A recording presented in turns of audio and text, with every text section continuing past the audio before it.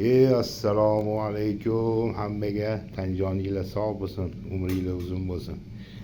Mana xonadonda bugun shashlik qilamiz. Xudo xolisa qiyma shashligimiz tayyor. Bu tovuqdan shashligimiz. Bunisi jaz. Endi hozir kelsa kelganda deydimi, buni aytib qo'yishim shart. Shashlik umuman O'zbekistonda birinchi marta qilingan. Amir Olimxon davrida saroyga Armanistondan mehmonlar tashrif buyurishadi. Mehmonlar tashrif buyurishganda oshpazga Olimxon aytadiki, ne odatiy bir ovqat qilginki, mehmonlarga yoqsin shu ovqating deydi.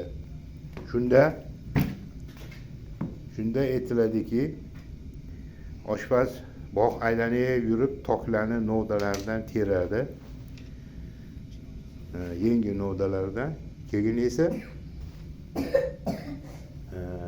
qo'y go'shtini yumshoq joylaridan olib novdaga tiqib, uni ozgina ustiga ziravorla sepib, olovda pishirib olib kiradi. Shunda kelgan mehmon, Armanistondan kelgan mehmonlarimiz bu shashlikni yeb ko'rgandan keyin bu ovqatni nomi nima deb so'rashadi. Qarang, shu joyga e'tibor beringlar. Nomi nima bu ovqatni deyishadi. Oshpaz biladi buni deydi Amir Olimxon va oshpaz chaqirishadi huzuriga, saroyga.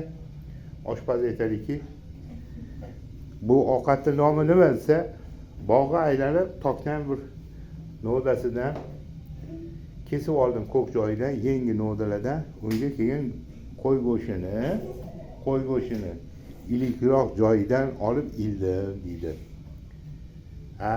Shunda nima ovqat bu nomi desa, shoh va ilik deydi. Shoh va ilik. Qarang, e'tibor berasizlar.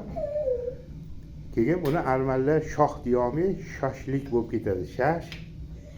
Shoh deyolmay shash va ilik deb Armaniston o'ziga shu ovqatni olib ketishadi va shu ovqatni ham Armanistonda qila boshlashadi.